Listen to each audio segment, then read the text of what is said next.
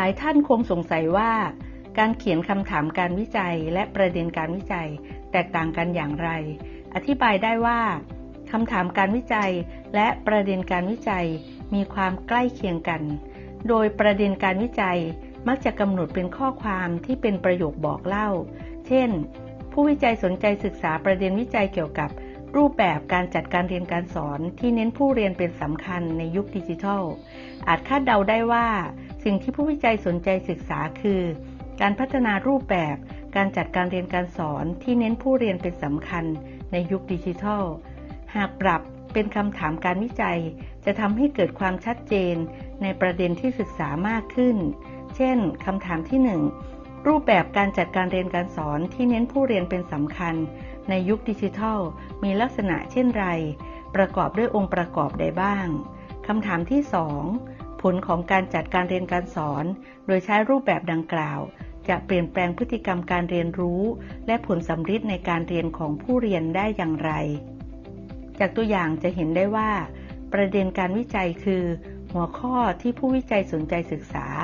ส่วนคำถามการวิจัยเป็นสิ่งที่ผู้วิจัยต้องการค้นหาคำตอบคำถามการวิจัยจึงต้องเป็นประโยคคำถามส่วนวัตถุประสงค์ในการวิจัยหมายถึงแนวทางในการค้นหาคำตอบที่นักวิจัยจะต้องดำเนินการเป็นสิ่งชี้นำให้รู้ว่าที่ทำการวิจัยในเรื่องนั้นต้องดำเนินการอะไรเพื่อให้ได้คำตอบอันเป็นขั้นตอนที่ต่อจากการกำหนดปัญหาและคำถามในการวิจัยการเขียนวัตถุประสงค์การวิจัยที่ดีจึงเป็นประตูเพื่อให้สามารถค้นหาความจริงที่ต้องการได้เป็นทิศทางที่ทำให้ได้คำตอบการเขียนวัตถุประสงค์การวิจัยมีหลักการเขียนดังนี้ประการแรกต้องมีความสอดคล้องกับคำถามการวิจัยประการที่2มีความเป็นไปได้ที่จะดำเนินการเพื่อให้ได้คำตอบจากการวิจัยนี้และใช้กริยาในการเขียนเช่นการเปรียบเทียบการสำรวจการสร้างการพัฒนาการประเมินเป็นต้นขอยกตัวอย่างการเขียนวัตถุประสงค์การวิจัยในแต่ละประเภทดังนี้วัตถุประสงค์ประเภทการสำรวจเป็นการตั้งวัตถุประสงค์การวิจัยในการวิจัยเชิงสำรวจเพื่อสำรวจสภาวะที่เป็นอยู่ของสิ่งใดสิ่งหนึ่งได้แก่สภาพที่เป็นอยู่ปัญหาอุปสรรคตัวอย่างงานวิจัยที่เป็นวัตถุประสงค์การวิจัยเชิงสำรวจในเรื่องการปฏิบัติบทบาทการสร้างเสริมสุขภาพของพยาบาลวิชาชีพในภาคตะวันออกงานวิจัยเรื่องนี้มีวัตถุประสงค์2ข้อคือข้อ1ศึกษาการปฏิบัติบทบาทการสร้างเสริมสุขภาพของพยาบาลวิชาชีพที่ปฏิบัติงานในพื้นที่ภาคตะวันออกข้อ2เปรียบเทียบความแตกต่างการปฏิบัติบทบาทการสร้างเสริมสุขภาพของพยาบาลตามปัจจัยส่วนบุคคลหากพิจารณาวัตถุประสงค์การวิจัยจะเห็นว่าในข้อแรกเป็นวัตถุประสงค์ที่สอดคล้องตามชื่อเรื่องถือเป็นวัตถุประสงค์การวิจัยหลักที่ผู้วิจัยต้องการศึกษาการปฏิบัติบทบาทการสร้างเสริมสุขภาพของพยาบาลวิชาชีพนอกจากนี้แล้วผู้วิจัยยังต้องการเปรียบเทียบความแตกต่างการปฏิบัติบทบาทการสร้างเสริมสุขภาพของพยาบาลตามปัจจัยส่วนบุคคลว่าพยาบาลปฏิบัติบทบาทหน้าที่แตกต่างกันหรือไม่ตามปัจจัยส่วนบุคคลซึ่งในงานวิจัยนี้ปัจจัยส่วนบุคคลประกอบด้วยอายุระดับการศึกษาตำแหน่งประสบการณ์ระดับของหน่วยงานที่ให้บริการอันเป็นวัตถุประสงค์การวิจัยในข้อ2วัตถุประสงค์ประเภทการสร้างและการพัฒนาเป็นการตั้งวัตถุประสงค์การวิจัยเกี่ยวกับการสร้างวิธีการใดๆในการแก้ปัญหาหรือพัฒนางานให้ดีขึ้นซึ่งการพัฒนามีหลายรูปแบบเช่นพัฒนาแนวทางแนวนโยบายยุทธวิธีกระบวนการขั้นตอนหรือกิจกรรมส่วนการสร้างเช่นเพื่อสร้างเครื่องมือเพื่อสร้างนวัตกรรมเพื่อสร้างรูปแบบเพื่อสร้างระบบเป็นต้นตัวอย่างงานวิจัยการพัฒนารูปแบบการจัดการเรียนรู้สำหรับครูเพื่อส่งเสริมการคิดอย่างมีวิจารณญาณระดับการศึกษาขั้นพื้นฐานวัตถุประสงค์การวิจัยมี2ข้อคือข้อ1เพื่อพัฒนาชุดกิจกรรมการเรียนรู้ด้วยตนเองสำหรับครู ในการจัดการเรียนรู้เพื่อพัฒนาทักษะการคิดอย่างมีวิจารณญาณในนักเรียนระดับประถมวัยระดับประถมศึกษาและระดับมัธยมศึกษาข้อ 2. ศึกษาผลการเรียนรู้จากชุดกิจกรรมการเรียนรู้ด้วยตนเองของครูในด้านการนำไปใช้พัฒนาการคิดอย่างมีวิจารณญาณในนักเรียนระดับประถมวัยประถมศึกษาและมัธยมศึกษาจะเห็นได้ว่าวัตถุประสงค์การวิจัยประเภทการสร้างหรือการพัฒนานอกจากจะมีวัตถุประสงค์เพื่อพัฒนาชุดกิจกรรมการเรียนรู้ด้วยตนเองสำหรับครูในการจัดการเรียนรู้เพื่อพัฒนาทักษะการคิดอย่างมีวิจารณญาณในนักเรียนระดับต่างๆแล้ว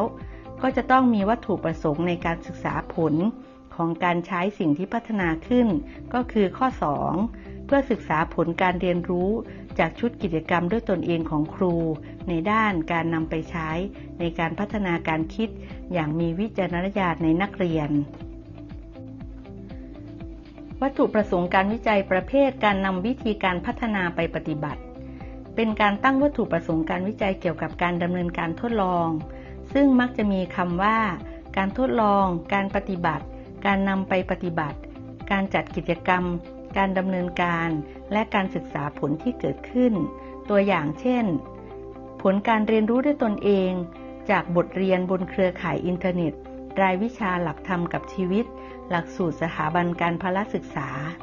มีวัตถุประสงค์การวิจัยคือข้อ 1. เพื่อทดลองใช้บทเรียนบนเครือข่ายอินเทอร์เน็ตรายวิชาหลักธรรมกับชีวิตหลักสูตรสถาบันการพละศึกษาข้อ 2. ศึกษาผลการเรียนรู้ด้วยตนเองจากบทเรียนบนเครือข่ายอินเทอร์เน็ตรายวิชาหลักธรรมกับชีวิตหลักสูตรสถาบันพละศึกษาด้วยการเปรียบเทียบผลสัมฤทธิ์ก่อนและหลังเรียนส่วนงานวิจัยอีกเรื่องเป็นการศึกษาผลการใช้รูปแบบกิจกรรมเสริมสร้างพฤติกรรมสุขภาพสำหรับนักเรียนชั้นมัธยมศึกษาปีที่ 2 การวิจัยครั้งนี้มีวัตถุประสงค์การวิจัยเพื่อศึกษาผลของการใช้รูปแบบกิจกรรมเสริมสร้างพฤติกรรมสุขภาพสำหรับนักเรียนชั้นมัธยมศึกษาปีที่ 2 ในเรื่องที่ 2 จะเห็นว่าวัตถุประสงค์การวิจัยมีเพียงข้อเดียวคือศึกษาผลการใช้รูปแบบกิจกรรมเสริมสร้างพฤติกรรมสุขภาพซึ่งวัตถุประสงค์การวิจัยประเภทการนำวิธีการพัฒนาปฏิบัติบางครั้งอาจจะเขียนแต่วัตถุประสงค์ของผลที่เกิดจากการนำวิธีการนั้นไปปฏิบัติก็ไม่ผิดแต่อย่างไรแต่หากจะให้สมบูรณ์ผู้วิจัยควรระบุถึงผลที่ได้ว่าจะศึกษาตัวแปรใดเช่นพฤติกรรมสุขภาพหรือตัวแปรอื่นที่คิดว่าเป็นผลจากการนำรูปแบบกิจกรรมเสริมสร้างพฤติกรรมสุขภาพไปใช้ส่วนวัตถุประสงค์การวิจัยประเภทการติดตามและการประเมินผลเป็นการตั้งวัตถุประสงค์การวิจัยที่เกี่ยวข้องกับการติดตามการตรวจสอบการวัดค่าการประเมินค่าว่าเป็นไปตามเป้าหมายที่กำหนดไว้หรือไม่อย่างไรคำที่ปรากฏมักปรากฏเพื่อติดตามเพื่อประเมินตัวอย่างเช่นการประเมินหลักสูตรฝึกอบรมพนักงานการประปานครหลวงวัตถุประสงค์ในการวิจัยคือข้อ 1. เพื่อประเมินความพึงพอใจของผู้เข้ารับการอบรมเกี่ยวกับหัวข้อการฝึกอบรมความคิดเห็นเกี่ยวกับการจัดกิจกรรมต่างๆในหลักสูตรฝึกอบรมการศึกษาดูงานและสิ่งอำนวยความสะดวกในการฝึกอบรมครั้งนี้ข้อ 2. เพื่อประเมินความรู้ความเข้าใจเกี่ยวกับสาระการเรียนรู้ผ่านหัวข้อการอบรมในหลักสูตรที่สอดคล้องกับยุทธศาสตร์การบริหารการประปานครหลวง